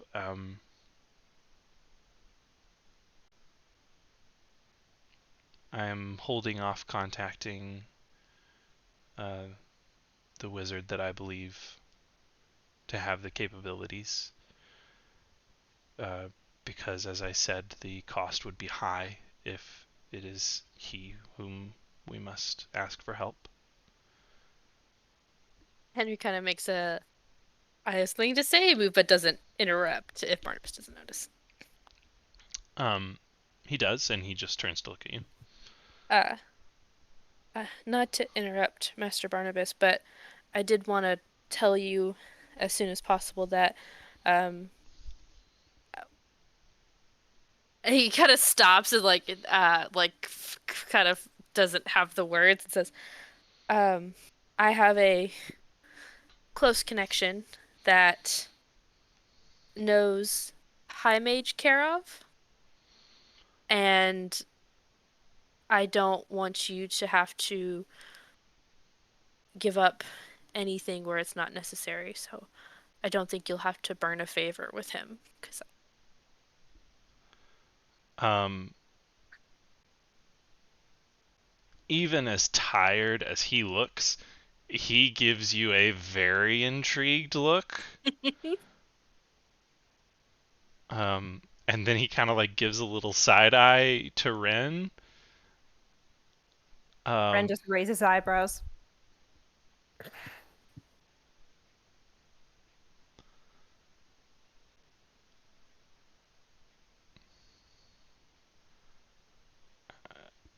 how is it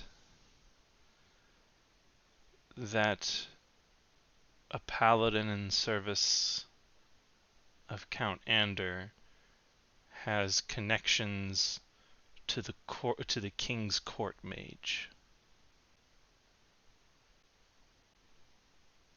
Henry just turns like bright red and says, I've traveled a lot and I have many friends. Ren also kind of like conspicuous, like tilts his head, like, yes, do go on, Henry, kind of face. Paul would be asking so many questions right Cole would be now. asking so.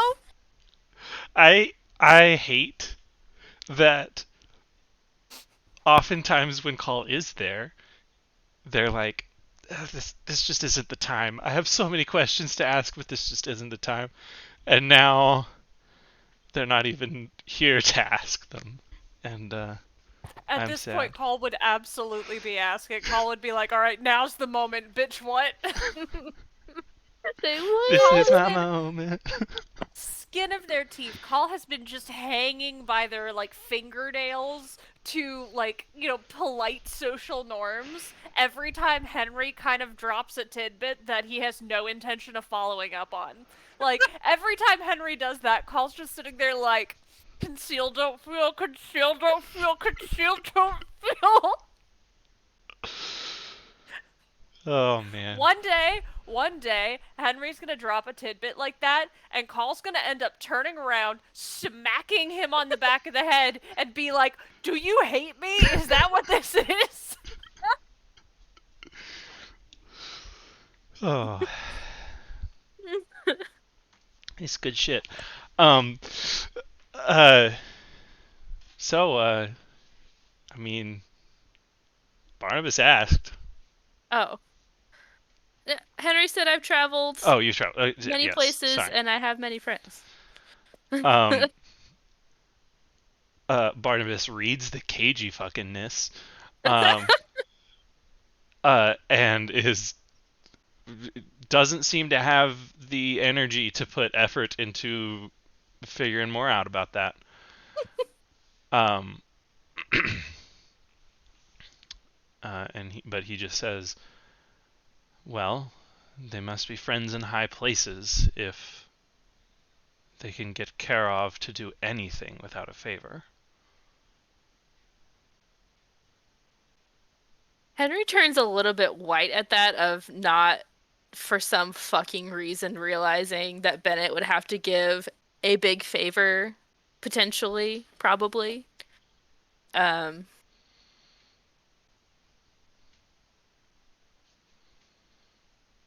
yeah, he didn't for some fucking reason did not consider the cost to Bennett when he asked. And is now thinking about it and is not calm. I'm gonna do a deception check to see how calm he looks. Okay, not horrible. That's a 15 deception to appear calm. Um, how do I not have Barnabas dice? What a fool! What a fool!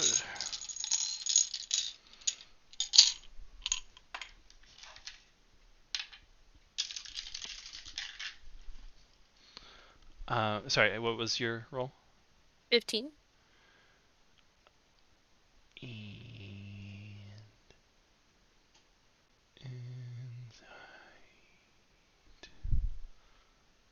Meets it, beats it. Mm. It's also a 15. Henry is as I said. Yeah. Um, Henry looks worried that he asked someone to give up a favor. Yeah. Um, Yeah, like at the word favor, he's like, "Oh shit, favor." um, And like just looks like worried for his connection's well-being, not like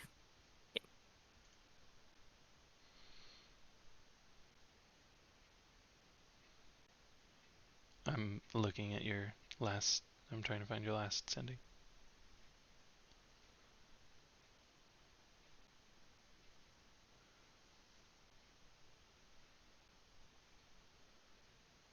Okay. November 9th.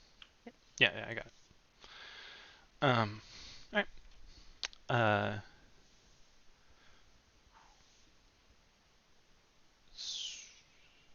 okay.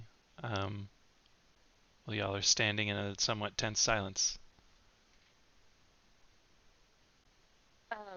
I think Henry starts rambling and says, um, but so yes, please don't worry about it anymore because I have full confidence that if something can be done with the high mage, um, something, yeah, it'll happen. And I don't want you to He just kind of holds up a hand to stop you.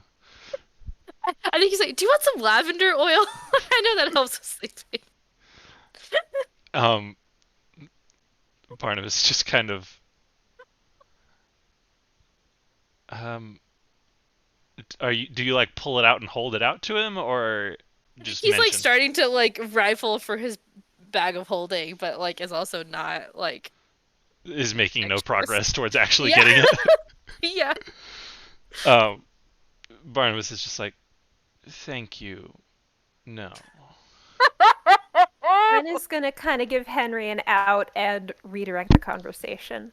Um, I remembered what you told me about the sending spell. I can't cast it myself, but I did use a scroll last night to try and send one to call.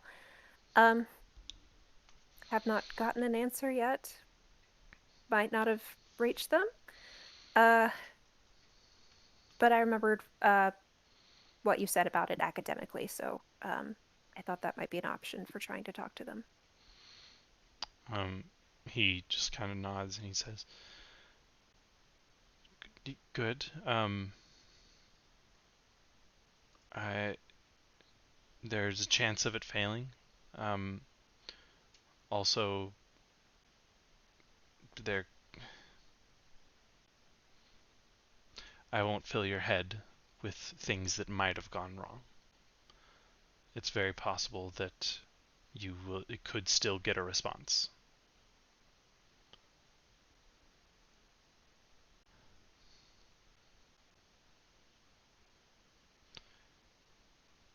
You spoke to Kenda? They're doing better. His shoulders kind of drop, like not like disappointed drop, but like I've been up here because I am tense and tight. um, and his eyes close for just a moment, um, and then they open again, and he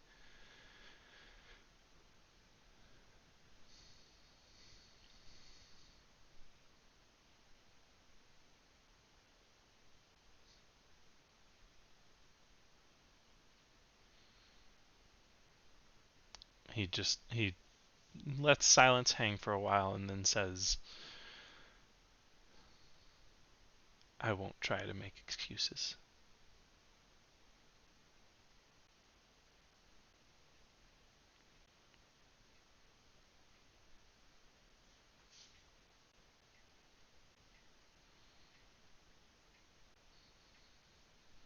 They've been eager to help with this. They like having a task right now. Um, but they're doing better. That is good.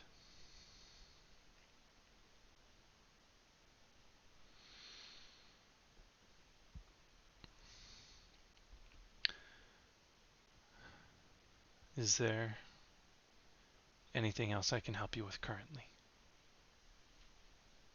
You have done so much for us already.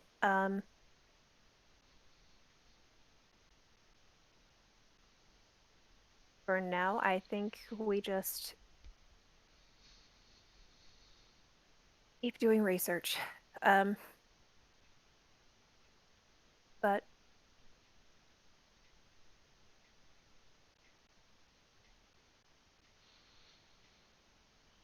Benny is stopping and starting. Ren is a lot more eloquent. um,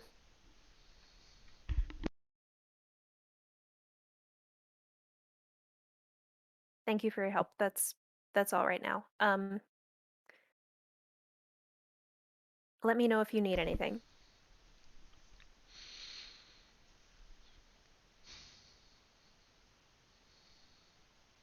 Oh boy. You're muted. Boy, Trouble. why is he He's in in trouble? trouble. I heard a racket and I came outside and this bastard was on the table. On the table. Bad boy Right. behavior. I know, right next to the green onions. Mm-mm. You want to eat those, you little rat bastard. This is a brat cat. Rat cat. Look at him. Stinky bastard man. Stinky bastard man.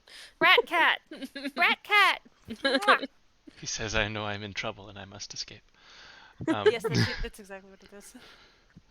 I very brief tangent. I've been playing a game called Going Medieval, and they recently added cats to the game, and it's great. Love that. Every game is better with the addition of cats. Should try Stray. Um, This is why Dragon Age 2 had the ending it had. It's because Anders didn't have Sir Pouncelot. Spoilers for people who haven't played yet, Bronwyn.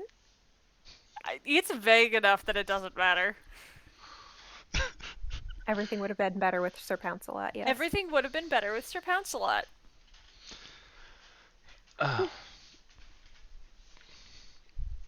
too many tangents that have opened themselves. Sorry. No, it's fine. I just have to tell myself not to chase rabbits. Um,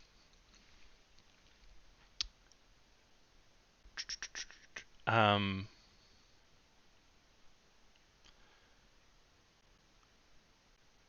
Barnabas,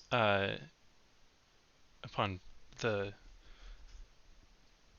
you telling him to ask if he needs help, um, he has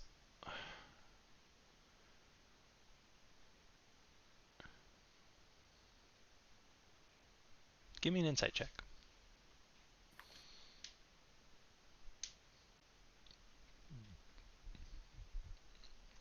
3.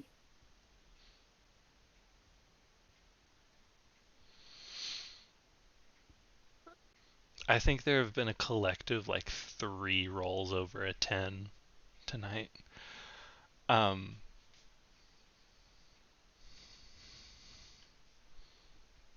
uh, yep, you don't get much. um, he he looks slightly concerned, but just kind of nods. And he says, "I will look into whatever research I can do. Um, if I can find anything that I think will help Kenda, I will have it sent to them." Um,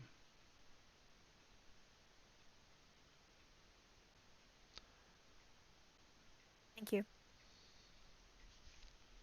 Ren is taking this as the kind of end of the conversation and will mosey out. all right. Okay.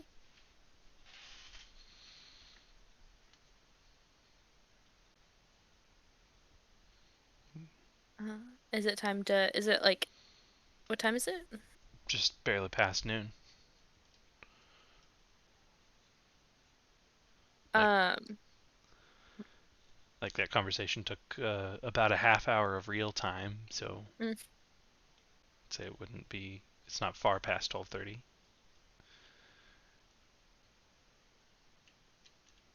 as they kind of walk down, Henry is still looking around for Okay. Give another perception check. 17.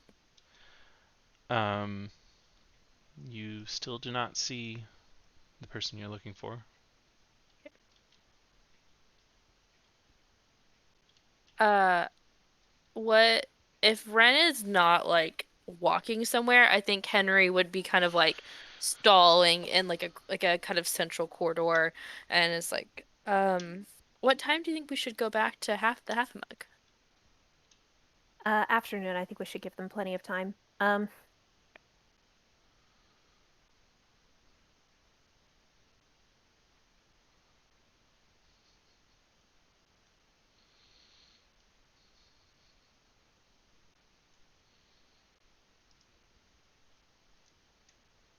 Don't hurt me like that. I know. I want to know. Jax is one of Call's best friends, and the only one that's in town right now. Beyond, like, obviously the party. Ren just became friends with Jax. He doesn't want to lose that. Okay. Um, Henry does not feel brave enough to just go to the Dozens barracks. Like, unless there's like somebody brings it up or there's a reason to, Henry is not gonna do that. That's not gonna mm-mm. occur to him. Okay. Ren is torn between the library or Kenda. Um, I think Henry, is it okay if Henry thinks of that and says, do you want to go check in on Kenda? High powered Kenda? I'll do that. Okay.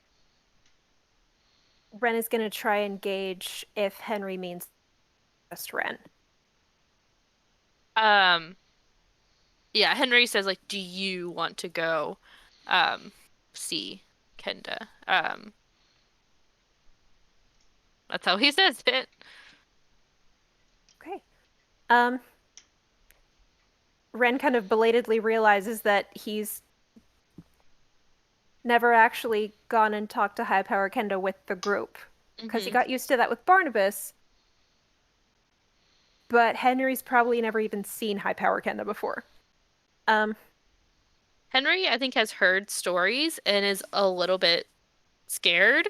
Uh, um, and also just feels kind of like Ren has never once offered to introduce them. Like, it just doesn't feel like like Ren expects them to meet and be friends. Like not in a bad way by any means, but just like he doesn't he's never gonna expect to be invited to go see High Power Kenda unless Ren explicitly says something.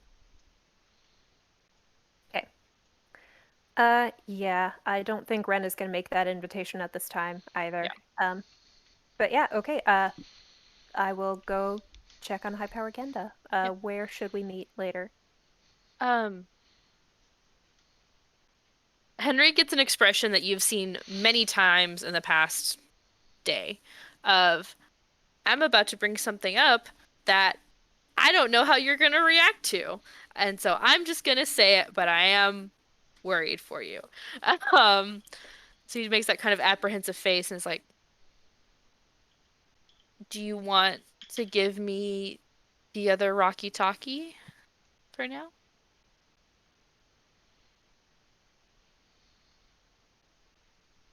You don't have to. We can just plan where to meet.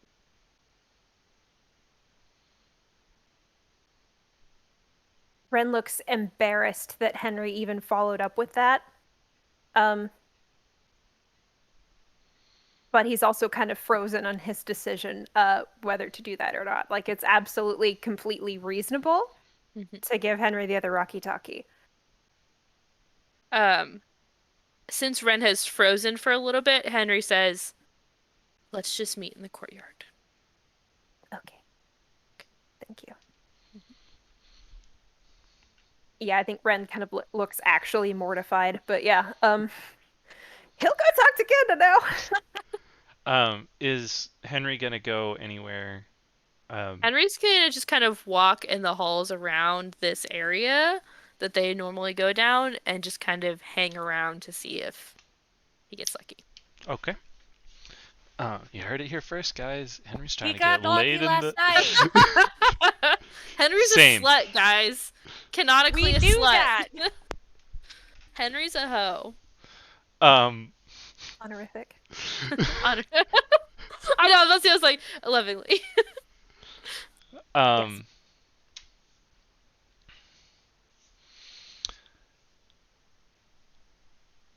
Do we want to keep going or do we want to call it here?